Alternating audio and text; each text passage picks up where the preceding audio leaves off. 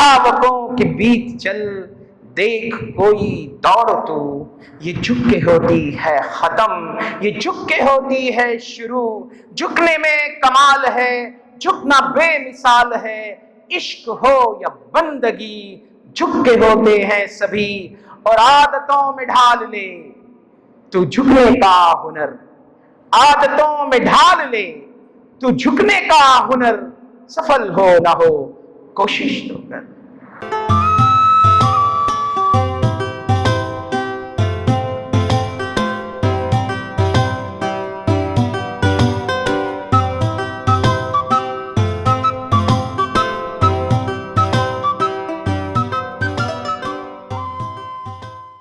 बच्चों, आज दो बातें, दो विषय जिस पर मैं बात करूंगा, एक है ज्ञान,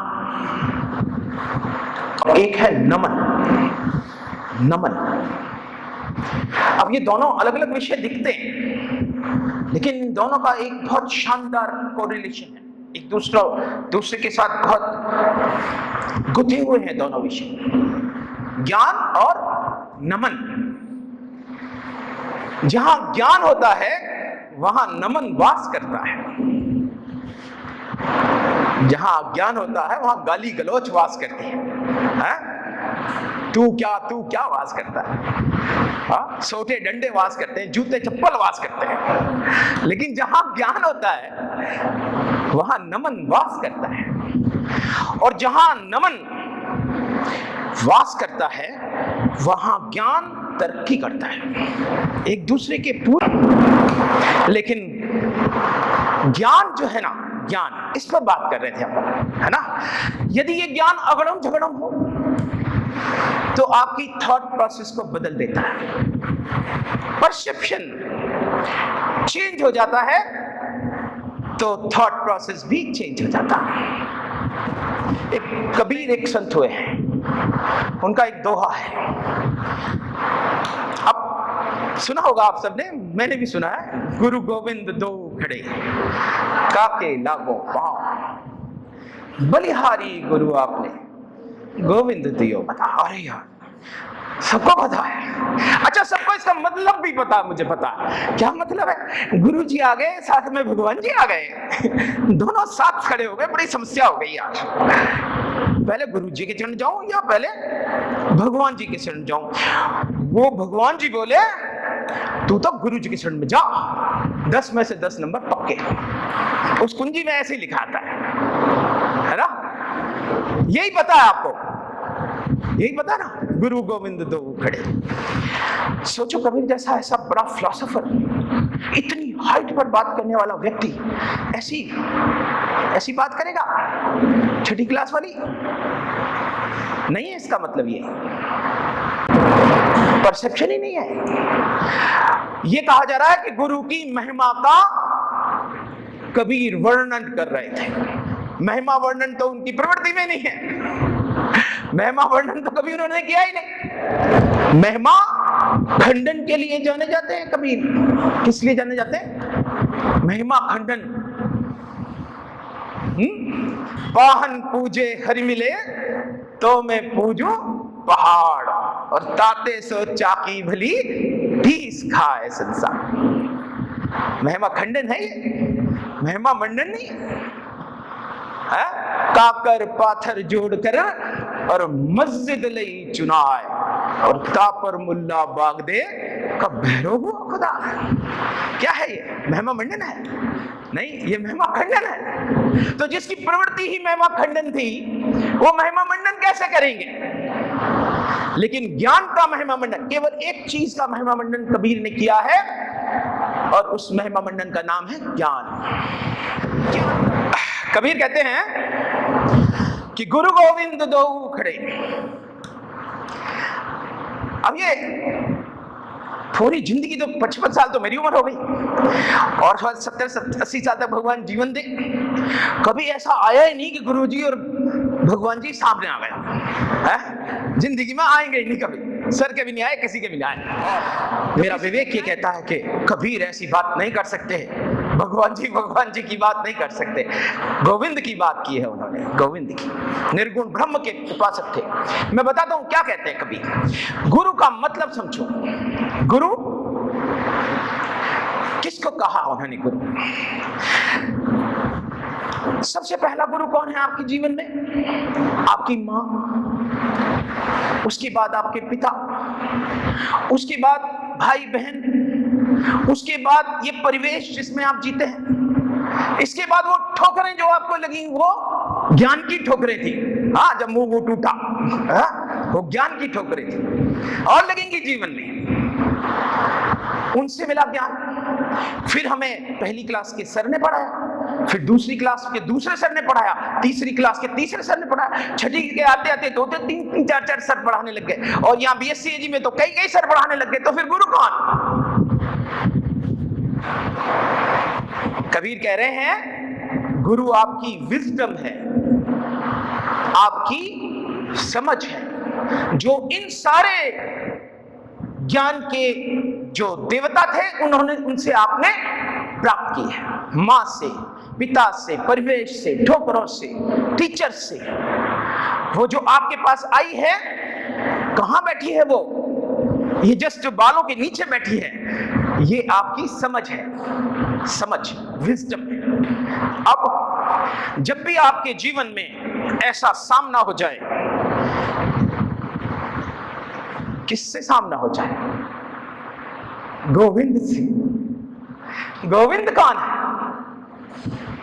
ये तमाम सृष्टि जिसमें हम जीवन जीते हैं, ये तमाम गोविंद है। ये ऑल सर्कमस्टेंसेस जिनसे हम गुजरते हैं, ये पूरी की पूरी गोविंद है। ये तो 24 घंटे खड़ी है अपने सामने। उदाहरण से समझोगे तो समझ में आएगा। बारिश हो रही है, एक छोटी सी पहाड़ी टापू से पे आप फंस गए, बहुत तेज इंद्र देवता बरस रहा है, पहाड़ी पे पानी चढ़ रहा है, चोटी पे आपको लग रहा है थोड़ी देर में आप, घंटे 2 घंटे में आप डूबने वाले हो। ठीक है, क्या आफत आ गई? पानी तेजी से बाढ़ का बढ़ रहा है, आप एक टापू पे फंस गए। अब 2 काम आप कर सकते हो। एक तो आंख मीच के बैठ जाओ, गोविंद गोविंद गोविंद गोविंद, बचा ले बचा ले बचा ले बचा ले बचा ले बचा ले, इंद्र देवता बचा ले बचा ले। है, किसकी शरण में चले गए आप? गोविंद की शरण में चले गए। है, ज्यादातर हम लाइफ में जब भी समस्याओं में आएंगे, गोविंद की शरणों में ही जाएंगे। हाँ, वही हमें सरल सा रास्ता लगता है।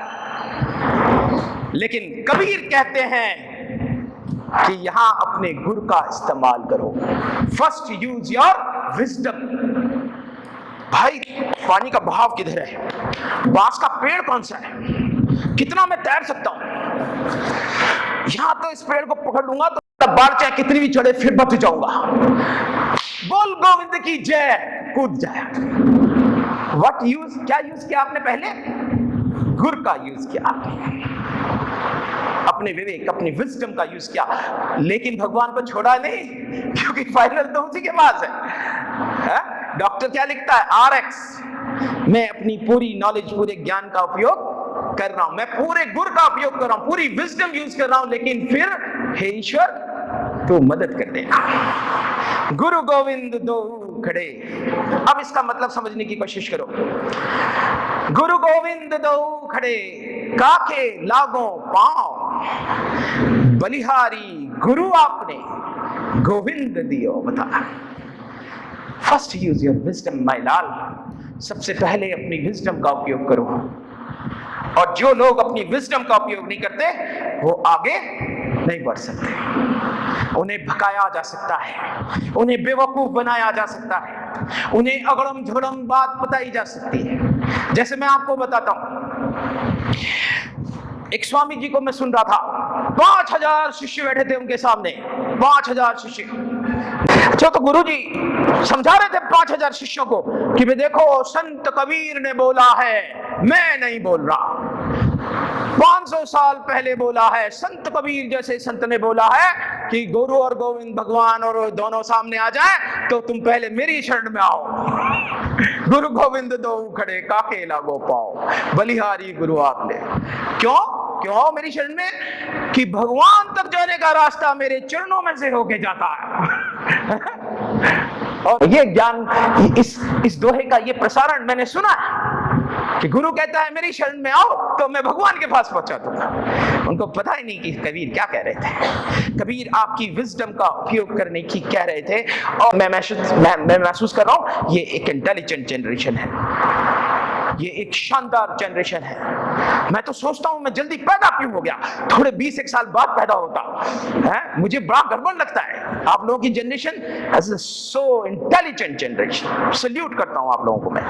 बेहतरीन जनरेशन है और इससे उम्मीदें हैं, बहुत उम्मीदें हमारी। ज्ञान सही स्वरूप में आप तक पहुंचता है, आपके अंदर क्षमता है, तब वो परिणति में बदलता है, आपके एक्ट्स में आता है, तब ये समाज आगे बढ़ता है। दूसरी चीज जिस पर मैं बात करूंगा, बहुत कम समय बोलने की आदत है मेरी, मैं एक नियत समय से ज्यादा बोलता नहीं हूं, इसलिए बहुत सूक्ष्म में आपको बताऊंगा कि नमन क्यों जरूरी है, नमन का मतलब क्या है और नमन का ज्ञान से संबंध क्या है और नमन का उपयोग जीवन में होगा कैसे ना। सब पर आपका दिमाग गया, लेकिन इस नमन पर कभी आपका दिमाग नहीं गया। मानव प्रजाति, विश्व की मानव प्रजाति जो 3 लाख साल पहले इस पृथ्वी पर आई, जिसका नाम होमो सेपियंस है, उसने सबसे पहला गुरु जो सीखा उसका नाम था नमन। दुनिया के किसी भी कोने में जाइए, मानव से जब मिलता है, मानव से जब टकराता है, मानव से जब होकर निकलता है, तो एक दूसरे को क्या करता है? मैं आपको नमन करता हूं, मैं अपनी श्रद्धा आपको प्रेषित करता हूं, कृपया आप उसे स्वीकार कर लो। इसका नाम है नमस्कार। यानी खाली नमन नहीं है, नमस्ते जी लो मत लो, ये नहीं है नमस्कार का मतलब। नमस्कार में 2 बातें हैं। मैं आपको अपनी श्रद्धा अर्पित करता हूं, मेरा अनुरोध है, मेरी गुजारिश है कि आप इसको स्वीकार करें। इसको कहते हैं नमस्कार। यही हम भारतीय संस्कृति में खाली हेलो नहीं है, हाँ हेलो ले मत ले हमारी संस्कृति में एक रिक्वेस्ट है कि मेरी श्रद्धा है आपको अर्पित, कृपया आप इसे स्वीकार करें। इसको क्या कहते हैं? नमस्कार। आदाब अर्ज का भी मतलब यही है। आदाब अर्ज का भी मतलब यही है। आदाब खाली शब्द नहीं है। मैं आपको अपनी श्रद्धा प्रेषित करता हूं, अर्ज, आदाब अर्ज, मेरी एक गुजारिश है कि आप उसे स्वीकार करें। क्यों है ये? कभी सोचा आपने विवेक ने, यार ये इतनी तगड़ी क्यों है? किस लिए? क्योंकि यही वो माध्यम है जिससे ज्ञान का संचार होता है। आप 20 किलोमीटर दूर दूसरे हेलमेट में रह रहे हो, मैं 20 किलोमीटर दूर दूसरे हेलमेट में रह रहा हूं। समझ लो हम जंगल में थे 10,000, 20,000 साल, 50,000 साल पहले। आप वहां रह रहे थे, मैं यहां रह रहा था। आप मेरे से गुजरे जंगल के अंदर, मैंने आपको नमन किया, आपने मुझे नमन किया, हमने एक दूसरे के लिए बातें करने के लिए रुक गए। आपने अपने यहाँ की कुछ बातें मुझे बताई, मैंने अपनी बात की बातें आपको बताई। ये दुनिया में ज्ञान का संचार नमन के कारण है, और हमने उसको हमने अपमान में बदल दिया है। हम नमन नहीं करते, हम एक दूसरे का अपमान करते हैं। हमारी संस्कृति में यही कहा गया है, दुश्मन से भी नमन है, युद्ध में भी नमन है। युद्ध हो रहा है, एक दूसरे को मारेंगे ना, जान से मारेंगे एक दूसरे को, युद्ध हो रहा है। अर्जुन ने द्रोणाचार्य के सामने खड़े होकर पहला बाण कहां मारा? उनके चरणों में। भीष्म पिता को अर्जुन का पहला बाण कहां गया था? उनके चरणों में। ठीक है पितामह, ठीक है पितामह, आप लड़ना पड़ेगा, ठीक है पितामह, आपको मारना पड़ेगा, लेकिन मैं आपके चरणों में नमन करता हूं।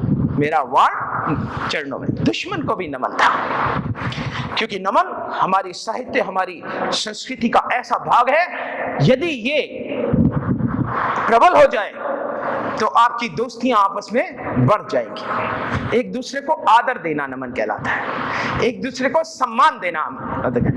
अभी है ना, हम कितने बटे हुए हैं इस देश में, सुनते हो ना, फला फला बटे हुए हैं, धर्मों में बटे हुए हैं, जातियों में बटे हुए हैं, क्योंकि ये सारे अब दूसरे को नमन नहीं करते। नमन यदि होगा तो प्यार आएगा, नमन यदि आएगा तो सहयोग आएगा। नमन की जगह जहां भी अपमान आएगा वहां संघर्ष आएगा। अब नमन का उल्टा देख लो आप, जहां संघर्ष आएगा, द्वेष आएगा, लड़ाइयां आएंगी, एक दूसरे के प्रति घृणा आएगी। लेकिन जहां भी नमन आएगा वहां ज्ञान आएगा, क्योंकि आपके पास भी है और मेरे पास भी है। जहां संचालित हुआ वहां प्रसारित हो गया। आपको एक छोटी बात लग रही होगी, लेकिन मैं आपको एक बहुत छोटी सी बात लग रही है, लेकिन मैं आपको एक बहुत बड़ी बात बताता हूं।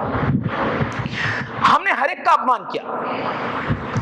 हमें यह भी बताया गया कि अंग्रेज बड़े खराब लोग थे।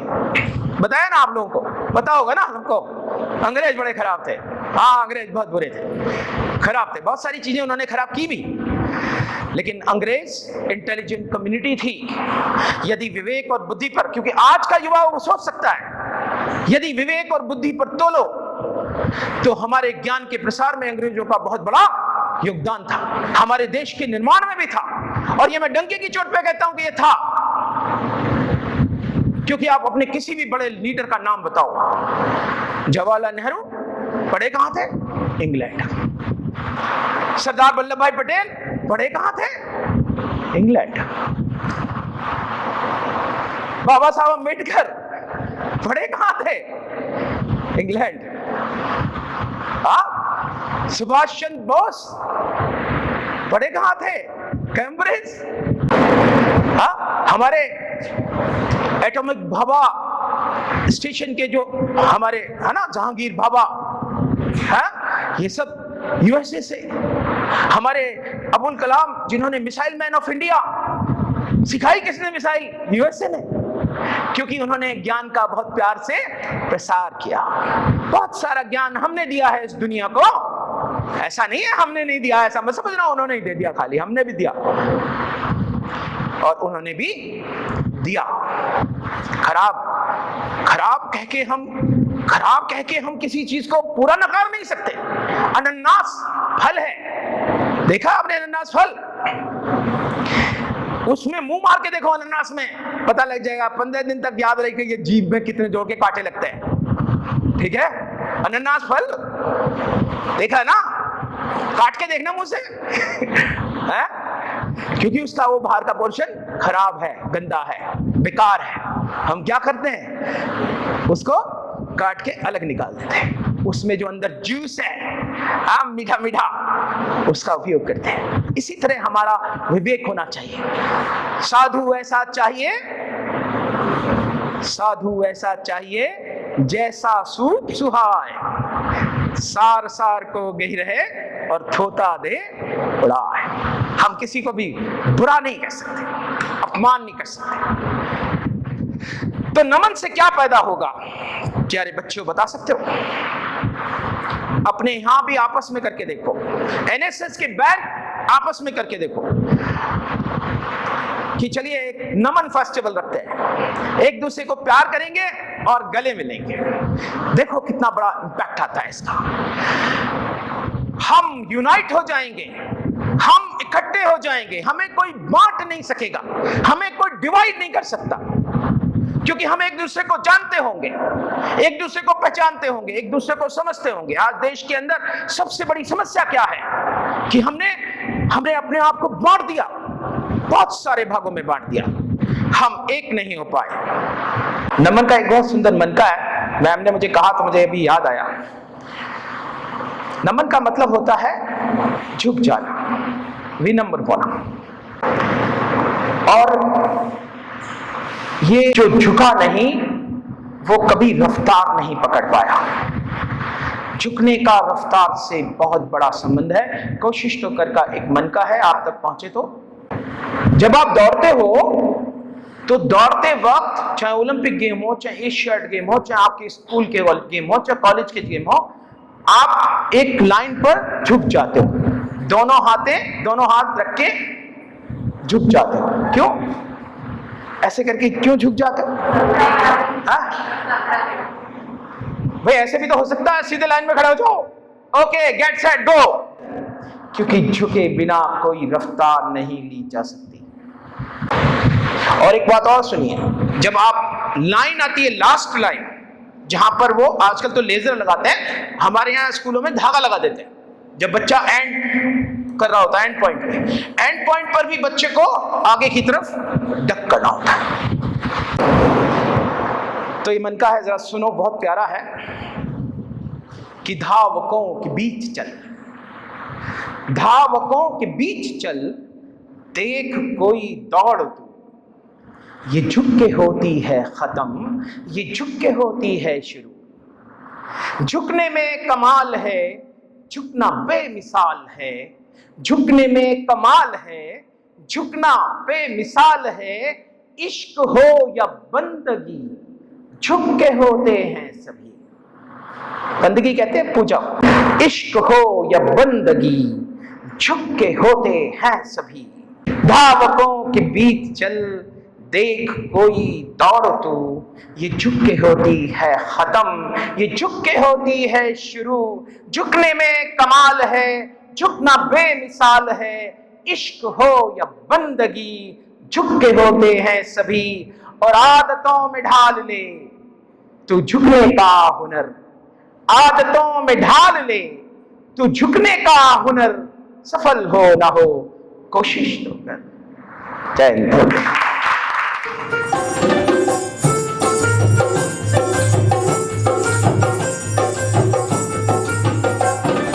अपनी अपनी गांठता दादागिरी छांटता, अपनी अपनी गांठता दादागिरी छांटता।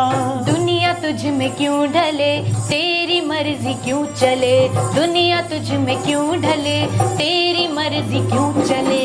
बनना है तो नीर बन, सब में घोर आगे छन। बनना है तो नीर बन, सब में घोर आगे छन। फकीर तन फकीर मन, प्रेम भरे दो नयन। फकीर तन फकीर मन, प्रेम भरे दो नयन। द्वारे द्वारे बांटता, द्वारे द्वारे बांटता, ज्ञान का अनमोल धन, ज्ञान का अनमोल धन, ज्ञान का अनमोल धन। द्वारे द्वारे बांटता, ज्ञान का अनमोल धन।